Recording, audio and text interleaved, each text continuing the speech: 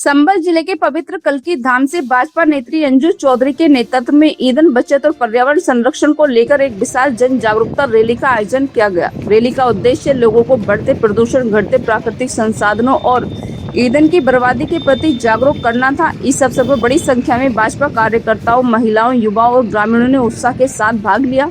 जन जागरूकता रैली कल्की धाम से प्रारंभ होकर क्षेत्र के दर्जनों गांव से गुजरती हुई देपा गांव पहुंचकर संपन्न हुई। रैली के दौरान कार्यकर्ताओं ने लोगों को पेट्रोल और डीजल की अनावश्यक खपत रोकने, वाहनों का सीमित उपयोग करने तथा पर्यावरण को सुरक्षित रखने का संदेश दिया। जगह जगह ग्रामीणों ने रैली का स्वागत किया और इस अभियान की सराहना करते हुए इसे समय की आवश्यकता बताया। रैली को संबोधित करते हुए भाजपा नेत्री अंजू चौधरी ने कहा कि आज बढ़ते प्रदूषण को लगातार कम होते प्राकृतिक संसाधन पूरी दुनिया के लिए चिंता का विषय बने हुए हैं। ऐसे समय में ईंधन को बचाना केवल आर्थिक जरूरत नहीं बल्कि सामाजिक जिम्मेदारी भी है। उन्होंने कहा कि यदि प्रत्येक नागरिक छोटी छोटी आदतों में बदलाव लाए तो देश ऊर्जा संरक्षण की दिशा में बड़ी उपलब्धि हासिल कर सकता है। उन्होंने लोगों से अपील की कि छोटी दूरी तय करने के लिए पैदल चलना या साइकिल का उपयोग करने की आदत डालें। साथ ही निजी वाहनों का प्रयोग केवल आवश्यकता पड़ने पर ही करें ताकि ईंधन की बचत के साथ साथ पर्यावरण को भी सुरक्षित रखा जा सके।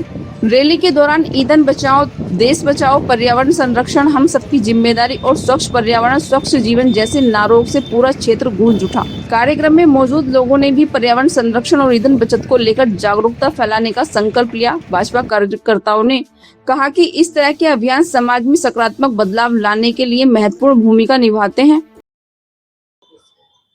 देखिए, इसका उद्देश्य आप सब लोग जानते हैं, ये सोशल मीडिया, टीवी, समाचार सब लोग आप लोग देखते हैं कि मोदी जी का देश के लिए एक आह्वान है कि डीजल और पेट्रोल का कम से कम इस्तेमाल करें और इलेक्ट्रिक वाहन, सौर ऊर्जा, जैव ऊर्जा, इन सबका आप उपयोग करके देश की अर्थव्यवस्था में अपनी सहभागिता निभाएं।